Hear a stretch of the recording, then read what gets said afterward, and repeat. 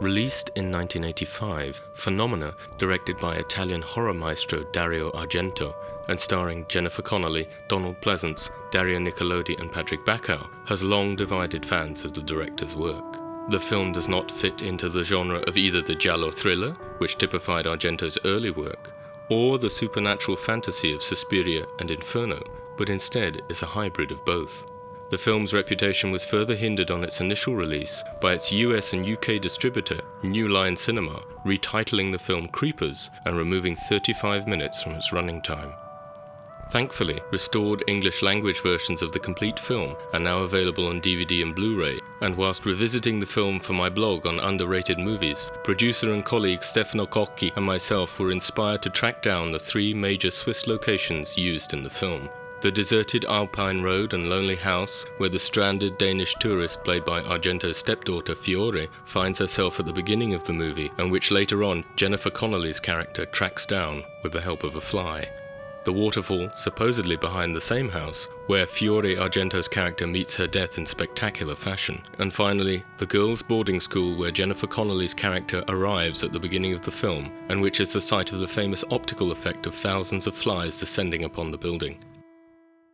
In looking for the location, which was really the point of this film, we had a bit of a false trail because you can see where the bus is meant to be going on the, or at least the route that the bus had on the sides. It was the old-fashioned post buses where they had it on a placard on the side of the bus. They could hang it on the bus and of course change it if the bus. And later on in the film, when Jennifer Connelly, when he gets on the same bus to go and find the location with the help of the fly, we see a very good close shot of people getting off the bus, and we see the route, and the route going from Zurich Wiedekon to Hausen am Albis. Yes.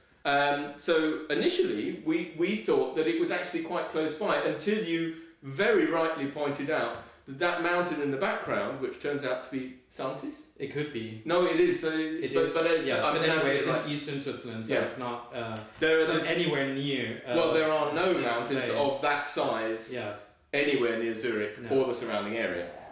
Finding the location proved extra difficult when Stefano and I went in the second week of March, as there'd been a heavy snowfall earlier in the week.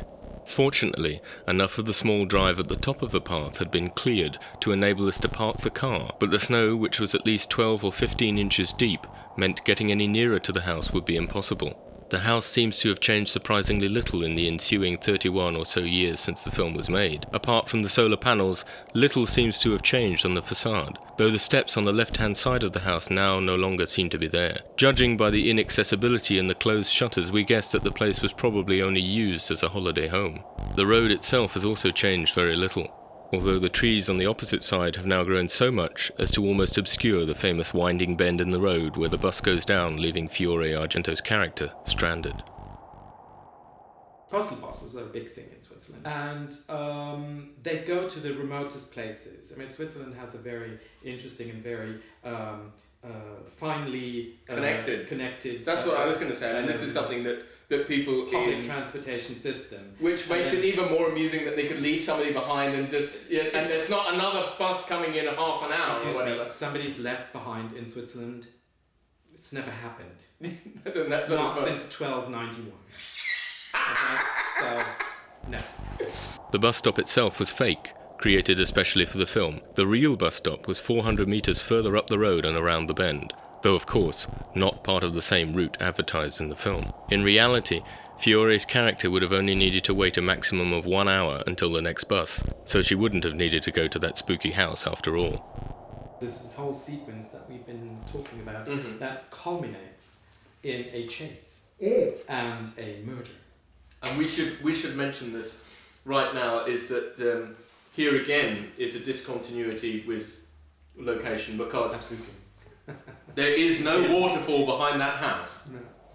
The location of the waterfall was 20 kilometers away. As it was still the middle of winter, the waterfall was frozen and the path was officially closed. Undeterred, we made our way slowly up the cave-like stairwell Fiore runs up, trying to escape the killer. Though on our visit, the greatest danger was dodging the huge stalactites, and that due to the closure of the path, the stairwell lights weren't operative. Once we reached the top of the steps, it really wasn't hard to find the location Argento had used for the famous slow-motion shot of Fiore's head crashing back into the glass. The window frame and glass had been especially put in for the filming, and in this publicity still, you can clearly see the edge of the fake window frame that's been jammed into the hole in the rock.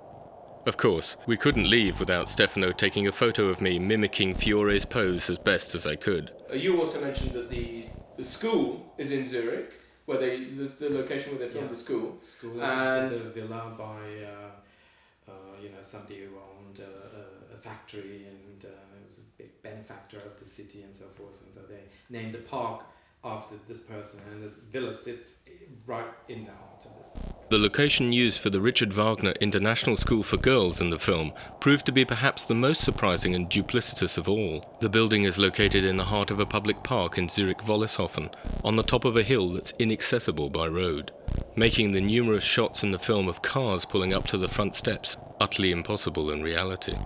Unsurprisingly, as the building is actually a museum, its facade has not changed at all.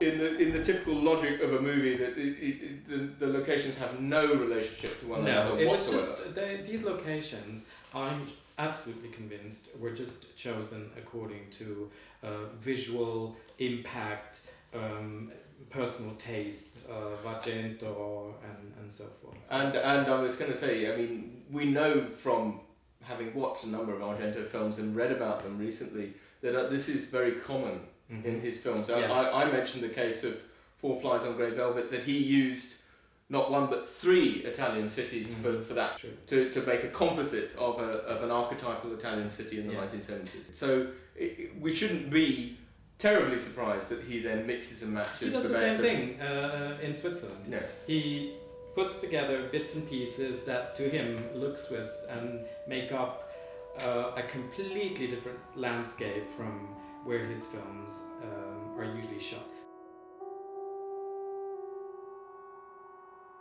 I'm going to show you a Dario Argento special effect. It's the wind. Look at this. It's driving me crazy.